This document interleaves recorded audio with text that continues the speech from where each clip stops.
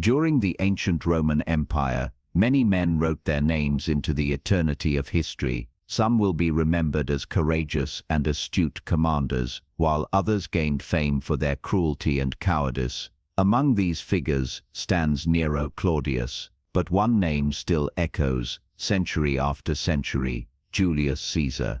Julius Caesar was born on July 13, 100 BC. As a child, Caesar was already adventurous, active, and good-humored, but at just 16 years old, his life changed abruptly. His father died, and Julius suddenly became the head of his family, bearing responsibilities far beyond his youth. Julius was the nephew of Gaius Marius, a celebrated general and politician. Marius became famous for his military victories and for reorganizing the Roman legions into the formidable force that would later dominate the known world. He was also admired for his magnetic personality and earned immense respect from the soldiers who fought under him. The young Julius Caesar was deeply influenced by his uncle's reputation and charisma, seeing in him a role model of courage, ambition, and leadership.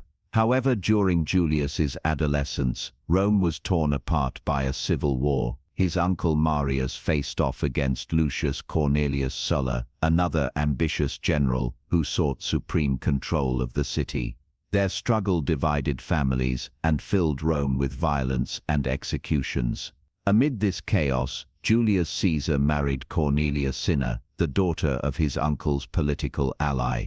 Their marriage strengthened his family's political ties, and soon they had a daughter named Julia. Yet tragedy struck when Marius lost his life during the civil war, leaving Sulla victorious. Sulla assumed the role of dictator, wielding almost absolute power in Rome, and began eliminating his enemies. Though Julius was not directly involved in the conflict, his family connections to Marius placed him in grave danger. Threatened by the dictator's wrath, Julius sought escape. He fled Rome and enlisted in the army, serving in distant provinces such as Asia Minor and modern-day Turkey. In the military, he proved himself to be courageous and resourceful. His service was marked by distinguished acts, including his role in saving fellow soldiers during combat. For his bravery, he received the Civic Crown, one of Rome's highest military honors, awarded only to those who had saved the life of another citizen in battle. This recognition elevated his reputation and made clear to all that Caesar was destined for greatness. In 78 BC, Julius learned that his rival, Cornelius Sulla, had died suddenly. This news marked a turning point, for it meant that Caesar could safely return to Rome. Upon his return, however, he discovered that much of his inheritance had been confiscated under Sulla's oppressive rule. To rebuild his fortunes, Julius turned to law. Gifted with a commanding voice and exceptional oratory skills, he quickly earned success as a lawyer, impressing Roman citizens with his eloquence and sharp wit in the courts. Through perseverance, he managed to restore his family's social standing. When he was about 25 years old, Julius Caesar embarked on a voyage across the Aegean Sea. Misfortune struck when his ship was captured by Cilician pirates, ruthless raiders who terrorized the Mediterranean. The pirates killed senior crew members and prepared to ransom the survivors. Because Caesar belonged to a patrician family, they demanded a hefty ransom in silver coins, an absurdly high sum for the time. True to his fearless character, Julius mocked the pirates' demand, telling them they should have asked for even more. He warned them that once free, he would return to capture and punish them. Amused by his arrogance, the pirates laughed, treating him more like a guest than a prisoner. Julius even joined in their games and recited poetry to them, though he later scolded them for not appreciating his verses. Still, the ransom was eventually paid, and Caesar was released. Once free, Caesar immediately set out to fulfill his vow of revenge. Using his fortune and his skills of persuasion, he gathered a small fleet of ships and recruited loyal sailors and mercenaries. Over the following months, he hunted down pirate vessels, attacking and capturing them one by one. His campaign culminated in the capture of the very pirates who had once mocked him. True to his word, he had them crucified, though in an unusual act of mercy, he ordered their throats cut beforehand to shorten their suffering. This episode greatly enhanced his reputation in Rome, painting him as both fearless and relentless. Caesar's name was now well known in the city, his popularity grew, and soon he was recalled to military service, where he once again proved his skill and courage. He rose to the position of military tribune, granting him the right to command soldiers and opening the door to higher political ambitions. In 69 BC, Julius Caesar returned to Rome and began his official political career as a senator. That same year, tragedy struck again when his beloved wife Cornelia died while giving birth. The loss devastated Caesar, who buried both his wife and child. Not long after, he was dispatched to serve in Spain, where he worked as an administrator of Roman-controlled territories. While in Cadiz, Caesar visited a local temple and encountered a weathered statue of Alexander the Great. Staring at the monument, he reflected bitterly on his own life. At 33 years old, Caesar felt he had accomplished little, while Alexander at the same age had already conquered vast empires. Overcome with emotion, Caesar wept at the statue's feet and swore he would not rest until he had equaled or surpassed Alexander's legacy. During his time in Spain, Caesar gained a reputation as an effective governor, suppressing revolts by two rebellious tribes and securing Rome's control over the region. Yet, despite his success, he disliked being far from Rome. Once his service ended, he returned to the city, more determined than ever to pursue political power. Back in Rome, Caesar set his sights on becoming Pontifex Maximus, the high priest of the Roman religion, a role that brought immense prestige and influence. The competition was fierce, with two powerful senators also contending for the position. To secure victory, Caesar spent nearly all of his personal fortune, risking bankruptcy. Recognizing his dire financial situation, he formed an alliance with Marcus Licinius Crassus, the wealthiest man in Rome. Crassus paid half of Caesar's debts and guaranteed the remainder, proving himself an indispensable ally. With this support, Caesar triumphed in the election and gained the title he so desperately desired, though at the cost of enormous debt to Crassus. Taking advantage of this instability, Julius Caesar sent emissaries to negotiate with the leaders of the many Gallic tribes, seeking to establish both political and military alliances. In carefully written letters, Caesar promised the support of his disciplined legions in exchange for permission to pass through Gallic territory and for the provision of food supplies for his soldiers. The offer was tempting for many tribal leaders, especially those who feared rival clans more than they feared Rome. These agreements allowed Caesar to establish his first foothold in Gaul, and soon his legions began to march deeper into the land.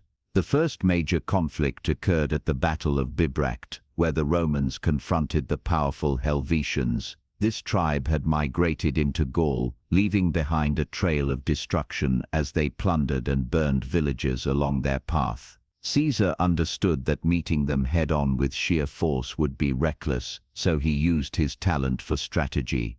He positioned part of his legions on a hilltop to gain the high ground, while the rest of his soldiers were hidden on another wooded hill, waiting for the right moment to strike.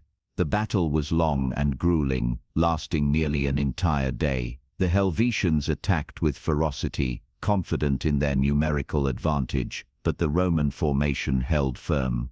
At the decisive moment, Caesar gave the signal, and the hidden legions stormed down from their cover, crashing into the rear of the Gallic army. Surrounded and overwhelmed by Roman discipline and superior tactics, the Helvetians eventually surrendered. Caesar showed a mixture of mercy and pragmatism. Many of the defeated were released on the condition that they return to their ancestral lands and provide agricultural labor to sustain his troops, while others were sent as captives to Rome to be sold as slaves. This victory brought Caesar immense prestige and marked the beginning of a long campaign of conquest. Shortly after, he led his soldiers against the Suebi, a fearsome Germanic tribe that had crossed into Gaul, and won another decisive battle. Each triumph increased his reputation among both soldiers and citizens, strengthening his claim as one of Rome's greatest commanders. Over the following years, Caesar continued his campaign in Gaul with relentless determination. He negotiated new alliances when possible, but when diplomacy failed, he unleashed the full might of his legions. Cities were besieged, villages were burned, and rebellious tribes were ruthlessly crushed. Despite their bravery, the Gauls struggled to resist the Roman war machine, but they did not give up easily. From time to time, tribal confederations rose up in rebellion, forcing Caesar to fight campaign after campaign to maintain control. In 55 BC, after suppressing an uprising led by the Belgian tribes, Gaul was nearly fully subdued under Roman rule. By then, Caesar had accumulated extraordinary wealth. He had not only secured enough money to repay his enormous debts to Crassus, but also gained a fortune vast enough to live comfortably for the rest of his life. At the same time, his consulship was nearing its end, and tradition dictated that he should return to Rome. Yet fate soon placed another ambition before him. One of his legions stationed in northern Gaul reported seeing a mysterious land across the sea. It was the island of Britain, a place Caesar had only read about in ancient Greek manuscripts that spoke of its people and its distant fog-covered shores. To a man driven by the dream of rivaling Alexander the Great, the thought of crossing the sea and conquering a land no Roman had ever set foot on was irresistible, but such an endeavor required both ships and time. Caesar ordered the construction of a fleet, but progress was slow. Impatient and unwilling to wait, he decided to take the risk of a partial expedition. With only a fraction of his legions, he attempted a crossing, hoping to establish a fortified camp on the British coast. The gamble failed. Fierce storms lashed the Roman ships, throwing them against jagged cliffs. Those who managed to reach the shore alive were met by British war chariots and forced into a desperate retreat back to their vessels. Although this first expedition ended in disaster, Caesar's resolve did not falter. He returned to Gaul and spent months gathering resources, political support, and most importantly, votes in the Senate to authorize another attempt. Finally, in 54 BC, he returned to Britain with greater preparation. This time, he established fortified camps on the coast and fought numerous battles against the native tribes. For more than a year, Caesar remained on the island, waging a campaign that brought many of the British tribes to submission. This new achievement added yet another layer to Caesar's already formidable reputation. The people of Rome celebrated his victories, but not everyone rejoiced. Many senators grew increasingly uneasy with his growing power, fearing that his ambitions threatened the balance of the Republic. While Caesar was still occupied in Britain, serious troubles began to brew back in Gaul. Discontented by Roman dominance, several tribal leaders united in a desperate attempt to drive the legions from their homeland.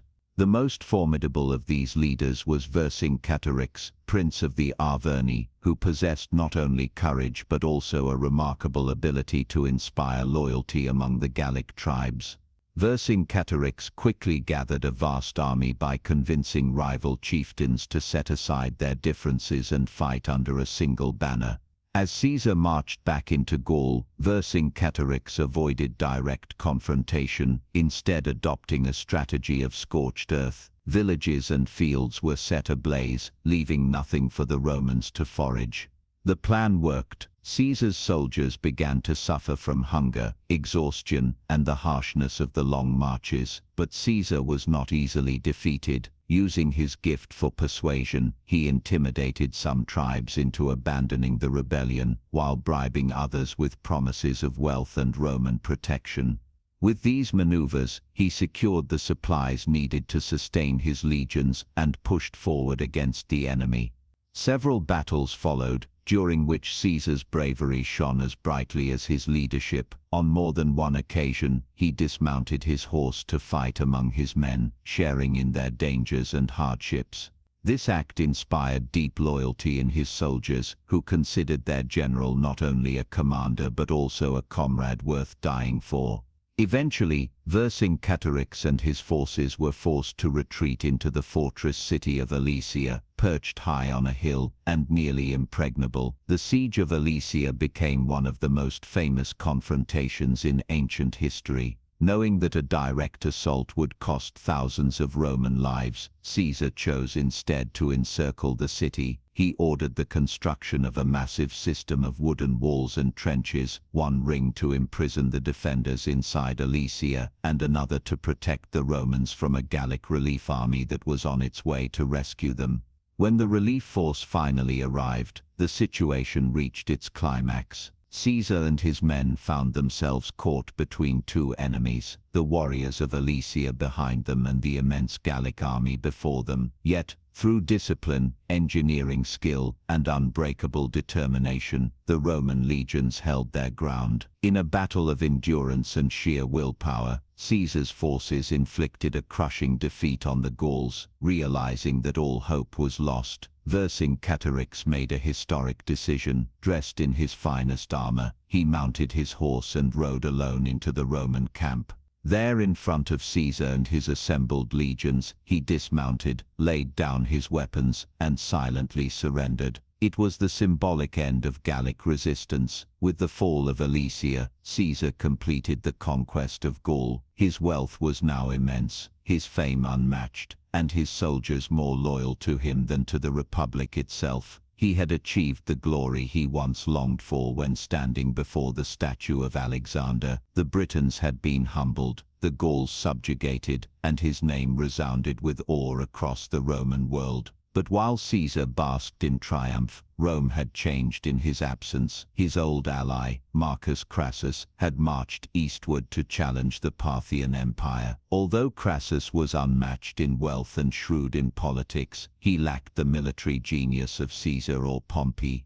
At the catastrophic Battle of Cave, Crassus was defeated and killed, his legions annihilated by Parthian cavalry and archers. With his death, the fragile balance of the First Triumvirate collapsed. Now, only Caesar and Pompey remained. Pompey, who had always harbored disdain for Caesar, saw no reason to tolerate his growing dominance without Crassus to mediate between them. He seized control of Roman politics, and alarmed by Caesar's unprecedented power began to launch grave accusations against him. What had once been a partnership of convenience was now on the verge of becoming a deadly rivalry that would plunge Rome into civil war.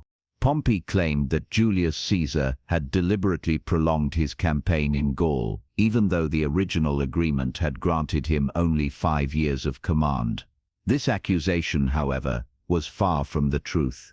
Pompey knew it himself, for he had once sat in secret meetings with Marcus Crassus and Caesar to decide the course of Roman policy. It had been at that meeting that all three agreed to extend Caesar's command in Gaul for another 5 years, ensuring that he had the time and authority to complete the conquest. Yet Pompey, now seeking to undermine his former ally, chose to twist this arrangement into a charge of treachery.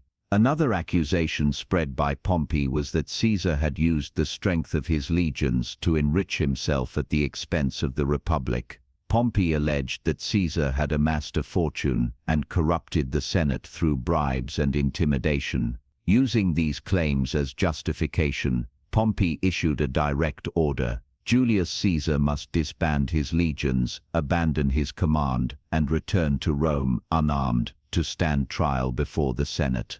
At that time, few senators possessed the courage to defy Pompey's will. He had become the dominant force in Roman politics, and his authority seemed unshakable. Caesar, however, understood the trap that lay before him. If he obeyed and returned to Rome without his army, he would almost certainly be condemned, stripped of his wealth and honors, and very likely executed. His life's work would crumble in an instant. Faced with this grim reality, Caesar resolved to act boldly. He would not surrender to Pompey's command, but instead march on Rome with his loyal legions, demanding respect for his name and achievements, even if it meant civil war. Thus in 49 BC, Julius Caesar and his legions were officially declared enemies of Rome, an event that ignited what history remembers as the Second Civil War of the Roman Republic. Caesar himself was not surprised by the declaration. He had long known of Pompey's enmity, and he accepted that only a direct clash between them could settle the future of Rome. Yet Caesar was deeply troubled by the thought of turning his sword against his own city. He was forced to accept the painful truth that the road home now lay only through battle. Pompey, experienced and calculating, realized that Rome itself could not withstand Caesar's hardened veterans, who had conquered Gaul and Britain under his command. To defend the Republic, Pompey needed reinforcements, and so he summoned legions from Greece and nearby provinces, hoping to assemble a larger force to oppose his rival. What followed was a desperate race. Caesar sought to march with speed and decisiveness to Rome before Pompey's reinforcements could be gathered. Pompey, on the other hand, prepared to delay and strengthen his position with every passing day. The turning point came when Caesar approached the Rubicon River, a modest boundary, but one of immense symbolic weight. By Roman law, no general was permitted to cross the Rubicon with his army on the march toward Rome. To do so was to declare open rebellion. Standing at the banks of the river, Caesar hesitated. He knew that crossing meant there would be no return, no possibility of reconciliation. It was at this moment that he uttered the words that would echo through the ages: "Alia acta est," the die is cast. With that he advanced across the Rubicon with a single legion in a forced march, sending the others behind him at a slower pace, so that they would arrive with their strength intact for the battles to come. The days that followed were tense and uncertain. Both leaders endured sleepless nights as their forces moved into position. Yet once again, Caesar's veterans proved their worth. His men marched with astonishing speed, advancing into Italy with discipline and determination. Pompey, recognizing the danger, quickly realized that the city could not withstand Caesar's arrival. He gathered his personal guard along with a number of senators and allies and abandoned Rome before Caesar could reach it. From the coastal city of Brundisium, Pompey set sail for Greece, hoping to unite with the local legions and prepare for a counter-offensive. When Caesar finally entered Rome, he found the streets strangely silent. The citizens watched with uncertainty, unsure whether this man would return as their savior or as their enemy, bringing vengeance for the years he had been cast aside. To their relief, Caesar did not allow violence. He forbade his soldiers from harming the people or looting their homes. Instead, he addressed the city with a public speech, assuring them that he sought not their destruction but the restoration of order. He appointed one of his most loyal commanders, Mark Antony, to oversee the city in his absence. Antony, who had proven his loyalty and courage during the campaigns in Gaul, was trusted by Caesar to maintain discipline and stability in the capital. Still, Caesar could not pursue Pompey immediately. He needed ships to carry his men across the Adriatic Sea, and their construction would take time. While preparations were underway, Caesar took the opportunity to restore order in Rome. He introduced new laws, adjusted financial matters, and appointed new senators who supported his cause. To further secure his position, he marched into Spain, where Pompey's allies commanded strong forces. After a series of decisive engagements, Caesar crushed their resistance, ensuring that no threat would rise behind him when he turned his attention to Greece. By 48 BC, Caesar was ready. He led his men across the sea and confronted Pompey for the first great clash of the war at the Battle of Dyrrhachium in northwestern Greece.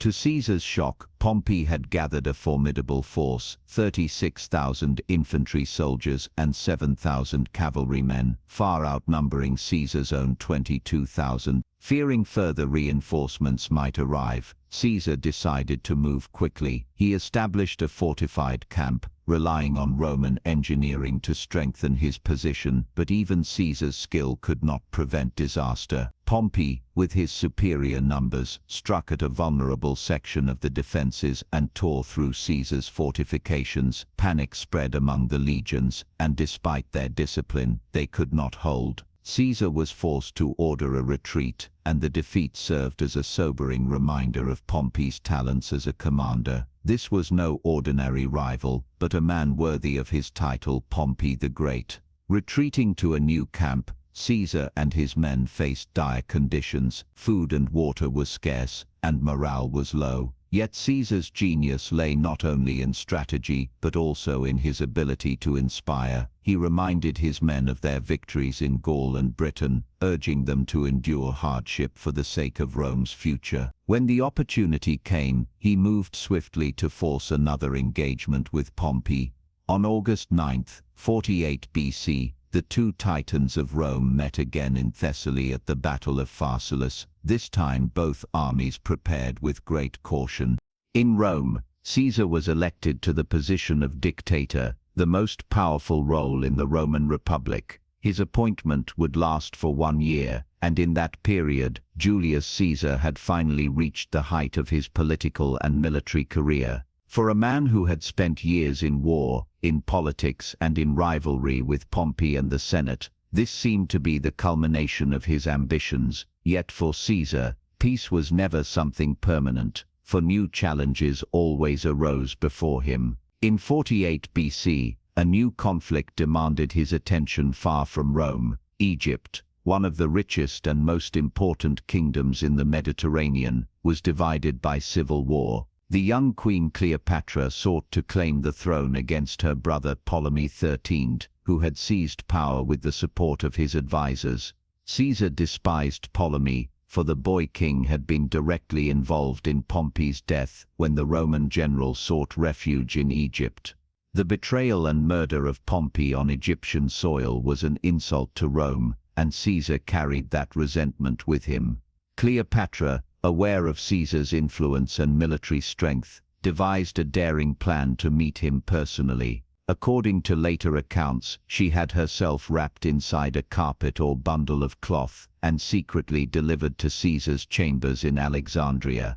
When she emerged before him, her boldness impressed the Roman general. Cleopatra explained the political turmoil in Egypt and her rightful claim to the throne. That same night, she secured Caesar's support, and with it the full weight of his legions. The war that followed became known as the Siege of Alexandria. For months, Caesar and his men were embroiled in brutal fighting within the city and along the Nile. The battles were fierce, as Egyptian forces loyal to Ptolemy resisted with all their strength. At one point, during the height of the struggle, Caesar's own ship was caught in combat and capsized. He was forced to swim through the waters of the Nile to the shore, clinging to his survival. Ptolemy's vessel also went down in the chaos, but unlike Caesar, the young king drowned in the river. His death sealed Cleopatra's triumph, and she emerged as the undisputed ruler of Egypt, with Caesar at her side. From this moment forward, Cleopatra and Caesar became inseparable allies and lovers. Their relationship was no secret and quickly stirred scandal in Rome. For the Roman nobility, the sight of their dictator enthralled by an Egyptian queen was a humiliation. Caesar, however, ignored the whispers and even went so far as to bring Cleopatra to Rome. This act outraged the senators and aristocrats, who considered it a grave insult to Roman traditions and an open display of arrogance. Despite this, Caesar continued his campaigns abroad. Soon after his Egyptian venture, he turned his attention eastward, where King Pharnaces II, the son of Mithridates, threatened Rome's interests. Caesar marched with his legions and crushed Pharnaces' army with breathtaking speed. The campaign was so swift and decisive that Caesar sent back to Rome a famously short report: Veni, vidi, vidi, I came, I saw, I conquered. This phrase would forever symbolize the relentless efficiency of his military genius. Yet, as Caesar's power grew, so too did suspicion within Rome. Many believed Cleopatra had borne him a son, Ptolemy Pompey Civi Civia. Though Caesar never formally recognized the child, Cleopatra insisted that he was the father. The possibility that Caesar intended to create a dynasty uniting Rome and Egypt filled the senators with dread. They feared that the republic would be replaced by monarchy, and that Cleopatra's child could become a ruler with dominion over both nations. By 44 BC, the Senate, pressured and divided, had appointed Caesar as dictator for life. At 55 years old, he still carried the same burning ambition that had defined his career. But this decision only deepened the resentment of those who saw him not as Rome's savior, but as the destroyer of the Republic. A conspiracy began to take shape. It was led by Senator Gaius Cassius Longinus, and among those persuaded to join was Marcus Brutus, a man whom Caesar loved and trusted as though he were his own son. The conspirators believed that by killing Caesar, they would save Rome from tyranny. Their plan reached its climax on the Ides of March, when the Senate was scheduled to meet in the theater of Pompey. Warnings of danger reached Caesar, but he ignored them and entered the chamber as though fate could not touch him. Once inside, he was surrounded by men he considered allies. One senator offered him a petition, distracting him while another suddenly pulled a dagger and slashed his robe. Then, in an instant, dozens of blades were drawn, and Caesar was attacked from all sides. Struck 23 times, the great general struggled until at last Brutus himself delivered a wound. Seeing his beloved protege among the assassins, Caesar collapsed at the base of Pompey's statue and drew his cloak over his face, unwilling to meet the eyes of those who had betrayed him. A man who had survived years of war, rebellions and conspiracies was struck down not by foreign enemies but by his own peers. But the murder of Caesar did not bring salvation to the Republic, as the conspirators had hoped. Instead, Rome erupted in fury. The people mourned their fallen leader, seeing him not as a tyrant but as a hero. At his funeral, vast crowds gathered, and as Mark Antony read his will and praised his deeds, the grief turned to rage. Citizens hurled personal belongings, weapons and furniture onto Caesar's pyre until the flames grew so violent that even the Senate building was damaged. Chaos followed. The conspirators, once certain of their glory, fled in terror. Cassius and Brutus escaped to Greece, but their cause quickly crumbled. Hunted by Caesar's allies, both men took their own lives only 2 years later, dying far from the city they had sought to save. In the end, Caesar's vision for Rome did not die with him. In his will, he named his young grandnephew, Gaius Octavius, as his heir. The boy adopted his great-uncle's name, becoming Gaius Julius Caesar Octavian. In time, Octavian would rise to power and become Augustus, the first emperor of Rome, fulfilling what many had feared, the transformation of the Republic into an empire.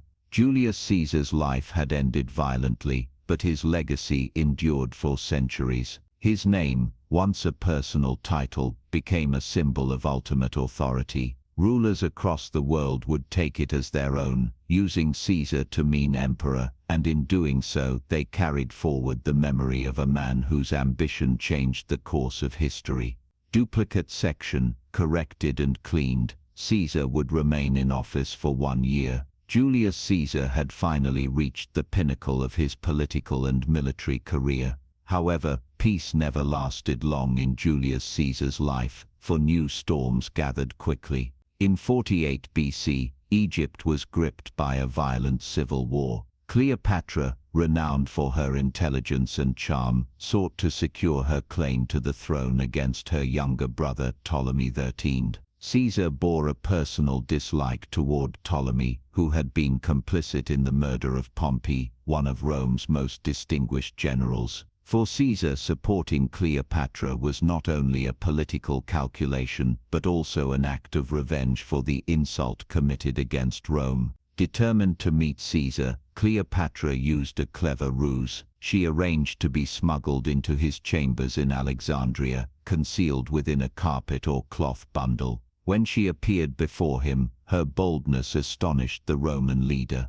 Cleopatra explained Egypt's troubles and pleaded her case. The meeting marked the beginning of a fateful alliance, and according to ancient accounts, that very night, Caesar and Cleopatra became lovers. With Caesar's legions at her side, Cleopatra's claim to the throne gained legitimacy and force. Their struggle against Ptolemy's forces escalated into the siege of Alexandria, where both sides fought fiercely for control of the city and the kingdom. The climax came during the Battle of the Nile, in 47 BC. Fighting raged across the waters, and in one dramatic moment, Caesar's ship was struck and overturned. The Roman general swam for his life to the river bank, escaping death only by chance. To make matters worse, during a festival known as Lupercalia, Mark Antony attempted to crown Caesar's head with a golden diadem, a symbol traditionally worn by Greek kings. The act was intended as a jest, but to those present it appeared as a dangerous gesture that hinted at monarchy, something the Roman people deeply despised. Even though Caesar quickly removed the diadem, he showed little concern for the negative interpretation of the crowd and the Senate. By this time, he had already begun consolidating his authority with little regard for old traditions. He delegated political offices to loyal friends and relatives, elevating his inner circle to positions of power, and introduced new laws that bypassed the Senate entirely, further eroding the institution's influence. Caesar's authority grew steadily, and with it his sphere of influence across Rome and beyond. Yet, despite all his victories and reforms, his ambitions stretched further. He desired to launch another military campaign, this time against the Parthian Empire, one of the most formidable opponents of Rome, which had successfully resisted all previous invasions. Conquering Parthia would have crowned Caesar's career with unprecedented glory, giving him a reputation equal to or even greater than Alexander the Great. In 44 BC, the Roman Senate, already wary of his unrivaled power, nevertheless granted Caesar the title of Dictator Perpetuo, or Dictator for life.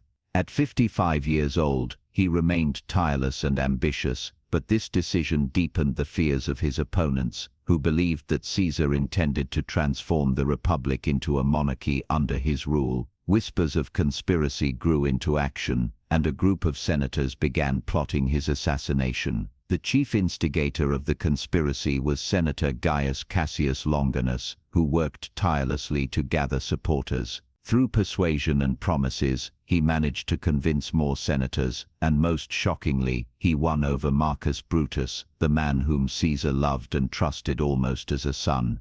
The conspirators carefully laid their plans, choosing the Ides of March as the day to strike, when Caesar would attend a Senate meeting at the theater of Pompey. On that same morning, Mark Antony learned of the conspiracy and tried to warn Caesar of the imminent danger, but events unfolded too quickly for him to intervene. When Caesar entered the Senate, he was greeted with warmth and courtesy, as if nothing were amiss. Among those welcoming him was Brutus himself, which calmed any suspicion that might have crossed Caesar's mind.